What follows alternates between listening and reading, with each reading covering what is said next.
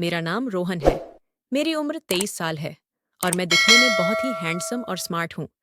जो भी लड़की मुझे एक बार देख ले तो देखती ही रह जाती है। एक दिन अपने काम के सिलसिले में मुझे पुणे से बैंगलोर जाना पड़ा। यह सफ़र मेरे लिए बहुत ज़रूरी था, इसलिए मैंने इसकी तैयारी पहले ही कर ली थी। ट्रेन का टिकट मैंने पूरे 2 महीने पहले ही बुक कर लिया था, ताकि सफ़र आरामदायक हो। ट्रेन शाम 7 बजे की थी और मैं समय से पहले स्टेशन पहुंच गया। जैसे ही ट्रेन आई, मैं अपनी सीट पर जाकर बैठ गया। कुछ समय बाद ट्रेन धीरे धीरे भरने लगी। हर कोच में भीड़ बढ़ती जा रही थी। कुछ लोग अपनी सीटों पर जम गए थे, तो कुछ खड़े खड़े ही जगह तलाशने में लगे थे। माहौल में हल्की हल्की गर्मी और शोर था। तभी मेरी नज़र एक महिला पर पड़ी, जो भीड़ में से रास्ता बनाते हुए मेरी ओर आ रही थी। वह करीब 50 साल की होंगी। उनके साथ 2 लड़कियां थीं। तीनों अपनी जगह तलाशनी शुरू हुईं। मेरे पास आईं और मेरे सामने वाली सीट पर बैठ गई। महिला का नाम निर्मला था। वह विनम्र स्वभाव की लग रही थी। उनकी बड़ी बेटी का नाम अंकिता था, जो लगभग 19 साल की थी। उसने सलवार कुर्ता पहना हुआ था और अपने लंबे बालों को खूबसूरत चोटी में कुंठा था। उसकी खूबसूरती ने मेरी नज़रें उसकी ओर खींचने लगीं। वहीं उसकी छोटी बहन का नाम पूजा था और वह 16 साल की थी। ट्रेन में इतनी भीड़ थी कि कोई भी जगह दिखती थी वहीं बैठ जाता था। कुछ नीचे बैठ रहे थे, बाथरूम के पास जाकर बैठ रहे थे, और कुछ ट्रेन के दरवाजे के पास। गर्मी बहुत थी, क्योंकि यह मई का महीना था। आंटी को बहुत गर्मी लग रही थी। उन्होंने मुझसे कहा, बेटा क्या मैं खिड़की की तरफ बैठ सकती हूँ? मुझे बहुत गर्मी लग रही है और मुझे बीपी की दिक्कत है। मुझे भी गर्मी लग रही थी, लेकिन मैं अपनी सीट किसी को नहीं देना चाहता था। फिर मैंने थोड़ा आगे बढ़कर उनके पास झुककर देखा, तो अंकिता और पूजा दूसरी तरफ बैठी हुई थी। मुझे लगा कि उनके पास बैठने को जगह मिल सकती है, इसलिए मैंने कहा, ठीक है आंटी, आप यहाँ बैठ सकती हैं और मैं अंकिता के पास बैठ जाऊंगा। मैं उठकर अंकिता के पास आ गया। अब हम दोनों एक दूसरे के करीब थे। ट्रेन के झटकों से हमारा शरीर एक दूसरे को छू रहा था। मेरे शरीर का स्पर्श उसके शरीर को हो रहा था, जिससे वह थोड़ी असहज हो रही थी और अपने आप को थोड़ा दूर करने की कोशिश कर रही थी। लेकिन भीड़ के कारण वह ज्यादा दूर नहीं जा पा रही थी। उसने बड़बड़ाना शुरू कर दिया, मम्मी की तो कुछ और ही बात होती है। पापा कह रहे थे कि ऐसी का टिकट बुक करते हैं, लेकिन मम्मी कुछ सुनती नहीं। उन्होंने कहा, ऐसी में तो घुटन होती है और यहाँ तो मुझे गर्मी लग रही है। फिर से थोड़ा सा सरकने की कोशिश कर रही थी, लेकिन जगह नहीं थी। मैंने उसे कहा, ट्रेन में हमेशा ऐसी ही भीड़ होती है। एक बार तो मैंने बाथरूम में बैठकर पूरी यात्रा की है। ये सुनकर अंकिता एकदम बोली, आप क्या बोल रहे हैं? बाथरूम में बैठकर? यात्रा की बाथरूम में कैसे बैठ सकते हो? आपके पास टिकट नहीं था क्या? मैंने कहा, नहीं नहीं, मैंने पहले से टिकट बुक किया था, लेकिन इतनी भीड़ थी कि मुझे अपनी सीट तक भी नहीं जा पा रहा था। उसने कहा, अब तो इतनी भीड़ है भाई, आप अभी बाथरूम में जाकर बैठ जाइए, थोड़ी जगह बनेगी। ऐसा कहकर उसने मुझसे थोड़ी जगह बनाने की कोशिश की, लेकिन जगह थी ही नहीं। ऐसे ही 2-3 घंटे बीत गए। ट्रेन में बहुत गर्मी हो रही थी। अंकिता और आंटी ने जो पानी साथ लाया था, वह सफर के बीच में ही खत्म हो गया। गर्मी के कारण उन्हें बार बार प्यास लग रही थी। दोनों बस अगले स्टेशन के रुकने का बेसब्री से इंतजार कर रही थी। कुछ समय बाद ट्रेन एक छोटे से स्टेशन पर रुकी, लेकिन दुर्भाग्यवश वहां कोई पानी या कोल्ड ड्रिंक बेचने वाला नजर नहीं आया। यह देखकर आंटी और अंकिता परेशान हो गईं। गर्मी और प्यास के कारण अंकिता खुद को बेहद असहज महसूस कर रही थी। उसने निराश स्वर में कहा, मुझे तो बहुत अजीब सा लग रहा है। अगर मुझे पानी नहीं मिला तो इस गर्मी में मैं यकीनन बेहोश हो जाऊंगी। उसकी आवाज में थकावट और बेचैनी साफ झलक रही थी। उसकी हालत देखकर मेरे भीतर कुछ करने की इच्छा जाग उठी। मुझे लगा कि किसी तरह पानी लाना चाहिए, लेकिन समस्या यह थी कि ट्रेन में इतनी भीड़ थी कि दरवाजे तक पहुंचना भी मुश्किल हो रहा था। चारों ओर लोग खड़े थे और रास्ता बनाना असंभव लग रहा था। लेकिन तभी मेरी नज़र इमरजेंसी खिड़की पर पड़ी, जो हमारे पास ही थी। मैंने तुरंत फैसला लिया। मैंने खिड़की की ग्रिल को ऊपर की ओर सरकाया और अपने बैग को अंकिता और पूजा के पास छोड़कर खिड़की से बाहर कूद गया। अंकिता और आंटी मुझे आश्चर्य से देख रही थीं। शायद सोच रही थीं कि मैं ऐसा क्यों कर रहा हूं। स्टेशन पर दौड़ते हुए मैंने जल्दी से पानी की बोतल और एक ठंडी कोल्ड ड्रिंक खरीदी। पसीने से तरबतर में इमरजेंसी खिड़की के पास वापस आया और उसी खिड़की से अंदर चढ़ गया। जैसे ही मैं अंदर पहुंचा, मैंने पानी की बोतल और कोल्ड ड्रिंक अंकिता की ओर बढ़ाई। उसके चेहरे पर राहत और खुशी के भाव थे। उसने तुरंत पानी की बोतल और एक लंबा घोंट लिया। उसके बाद उसने हल्के से मुस्कुराते हुए मेरी ओर देखा और मजाकिया लहजे में बोले, थैंक यू बाथरूम वाले। उसकी इस बात को सुनकर वहां बैठे सभी लोग जोर से हंसने लगे। मैंने कहा, मुझे बाथरूम वाला मत कहो, सबको लगेगा कि मैं बाथरूम साफ करने आया हूं। वह बोली, तो फिर मुझे तो आपका नाम ही नहीं पता, तो मैं आपको क्या कहूं? मैंने कहा, मेरा नाम रोहन है। वह बोली, थैंक यू रोहन, तुम्हारे कारण हमें पानी और कोल्ड ड्रिंक मिला। मैंने कहा, इस ओके। ट्रेन चलने लगी थी। झटकों के साथ मेरे और अंकिता के शरीर हल्के हल्के एक दूसरे को छूने लगे। मैं थोड़ा असहज महसूस कर रहा था, लेकिन अंकिता पूरी तरह सामान्य लग रही थी।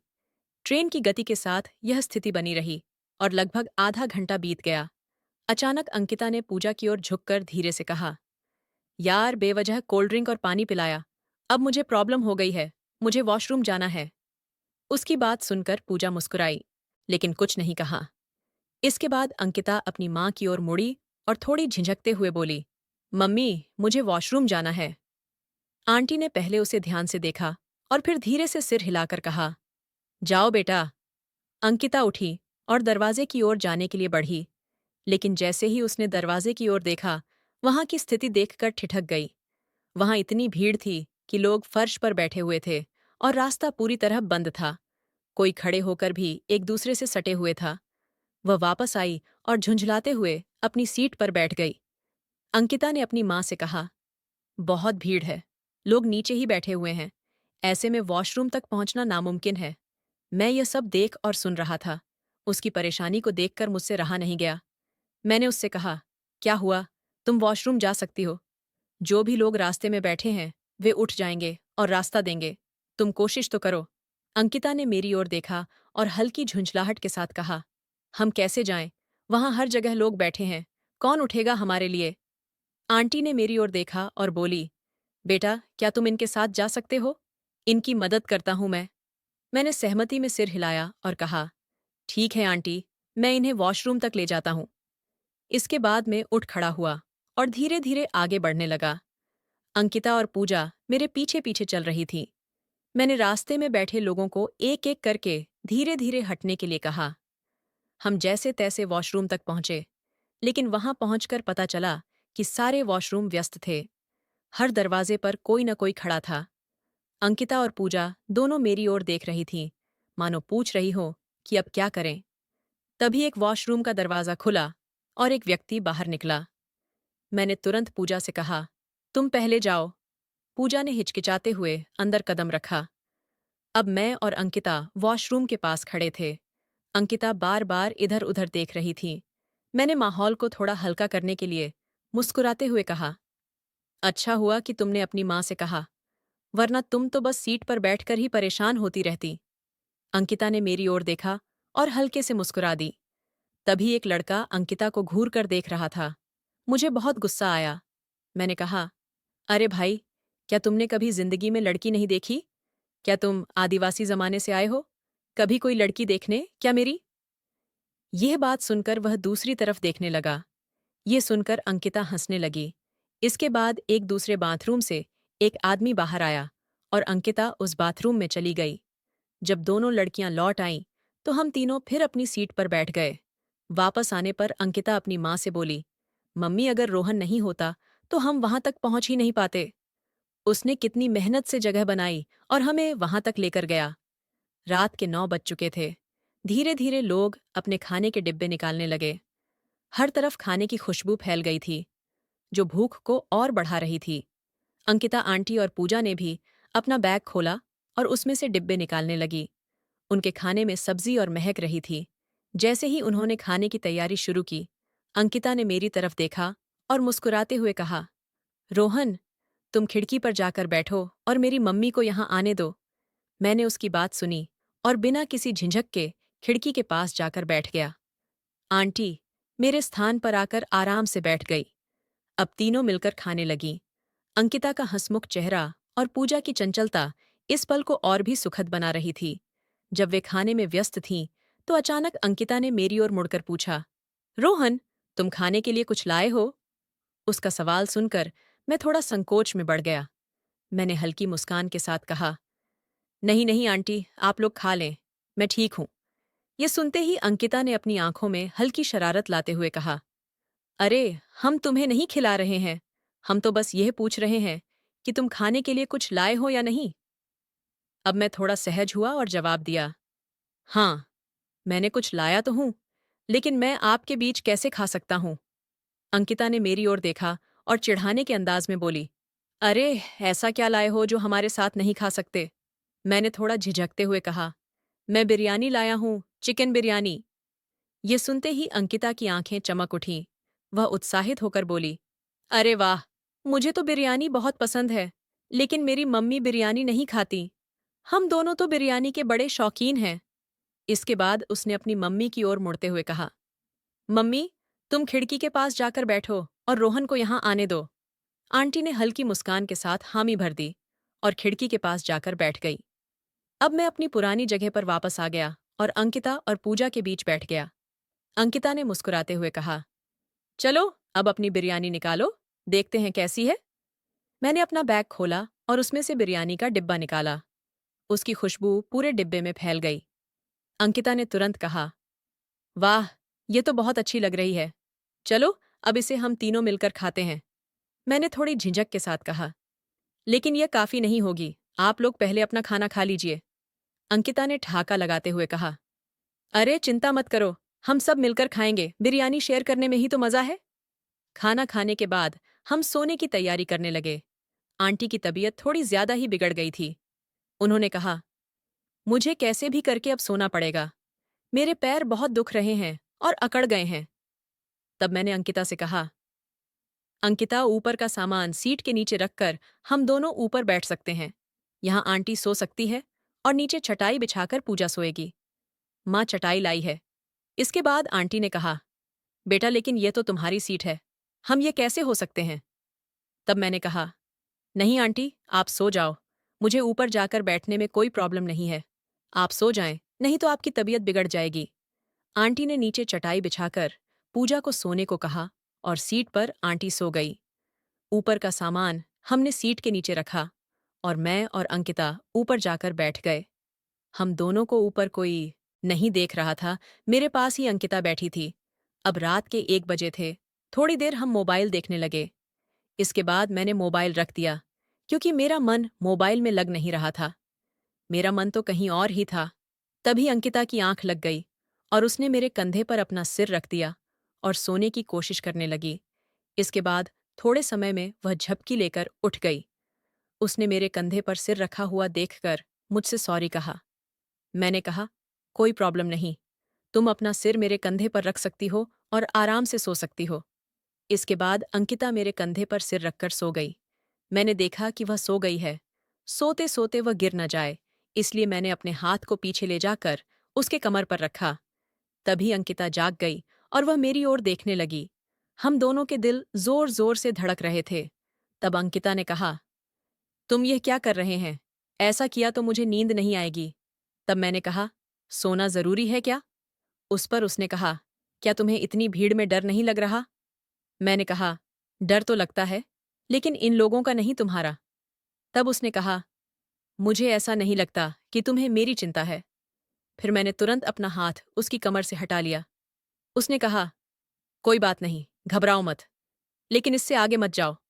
इसके बाद उसने खुद मेरे हाथ को पकड़कर अपनी कमर पर रखा और बोली, थैंक यू, मुझे सहारा देने के लिए नहीं, तो मैं गिर जाती। सारे लोग सो गए थे, लेकिन हम दोनों ही जाग रहे थे और आपस में बातें कर रहे थे। उसने मुझसे पूछना शुरू किया कि मैं क्या करता हूँ, कहाँ रहता हूँ, मेरी शिक्षा कितनी है, घर में कौन कौन है, मैं कितना कमाता हूँ। इसके बाद धीरे धीरे हमारे प्रेम की बातें भी शुरू हो गईं। हमारे दोनों के मन में एक दूसरे के प्रति भावनाएं जागृत होने लगीं। बातें करते करते अचानक आंटी ने उठकर ऊपर देखा। जब उन्होंने हमें बातें करते देखा, तब अंकिता तुरंत सोने का नाटक करने लग गई। तब आंटी ने कहा, अंकिता, तुम नीचे आकर सो, मैं बैठती हूँ। तब मैंने कहा, नहीं आंटी, आप सो जाएं, नहीं तो आपकी तबीयत खराब हो जाएगी। इसके बाद मैं थोड़ा सा अंकिता से दूर हो गया। फिर आंटी फिर से सो गई। मुझे यह महसूस नहीं हो रहा था कि अंकिता मुझसे दूर जाए। थोड़ी देर के बाद अंकिता ने मेरा हाथ पकड़कर मुझसे कहा, सो गए क्या? रोहन, तब मैंने भी उसका हाथ पकड़ लिया और धीरे धीरे सहलाने लगा। फिर मैंने कहा, इतनी सुंदर लड़की के पास बैठकर सोने का मन कैसे करेगा? तब उसने हल्की सी मुस्कान दी और शर्माते हुए नीचे देखने लगी। हमें अब बहुत सर्दी लग रही थी। मैंने अपनी बैग से चादर निकालकर हम दोनों ने एक ही चादर लिया। हम दोनों को नींद नहीं आ रही थी। कभी मैं उसे देख रहा था तो कभी वह मुझे देख रही थी। फिर धीरे धीरे मैंने अपना हाथ उसकी कमर पर रखा। उसे भी यह सब अच्छा लग रहा था। उसके बाद हम दोनों चादर में न जाने क्या क्या बेतुकी बातें करने लगे। हम दोनों के मन में एक दूसरे के प्रति बहुत स्नेह हो गया था। सारी रात में नींद नहीं आई। सुबह के 7 बज चुके थे और ट्रेन अगले स्टेशन पर आकर रुक गई। जैसे ही ट्रेन रुकी में और अंकिता अपने अपने स्थान से अलग होकर दूर बैठ गए। मैंने अपनी चादर ओढ़ ली, जबकि अंकिता दूसरी तरफ जाकर बैठ गई। आंटी जब उठी तो उन्होंने देखा कि हम दोनों ने एक दूसरे से दूर होने की कोशिश की है। उन्होंने अंकिता को देखा, जो सोने का नाटक कर रही थी। आंटी ने उसे हल्के से झकझोरते हुए कहा, बेटा चल, बाथरूम में फ्रेश हो लेते हैं। अभी चलेंगे तो आराम से हो जाएगा, नहीं तो थोड़ी देर बाद बहुत भीड़ हो जाएगी। अंकिता अनमने ढंग से उठ गई। फिर आंटी ने मेरी ओर देखते हुए कहा, रोहन, तुम भी उठ जाओ और फ्रेश हो लो। मैंने तुरंत चादर हटाई और उनके साथ चल पड़ा। हम तीनों बारी बारी से बाथरूम में जाकर फ्रेश हो गए। इसके बाद हमने स्टेशन पर उतरकर पास के स्टॉल से चाय और नाश्ता लिया। हमने साथ बैठकर नाश्ता किया। उस समय भी हमारी बातचीत में हंसी मजाक का सिलसिला चलता रहा। नाश्ता करने के बाद हम फिर से ट्रेन में आकर बैठ गए। ट्रेन धीरे धीरे स्टेशन से आगे बढ़ने लगी। दिन भर का सफर यूं ही चलता रहा। हम तीनों ने साथ में खाना खाया और एक दूसरे की कंपनी का आनंद लिया। लेकिन शाम के करीब 4 बजे अचानक ट्रेन रुक गई।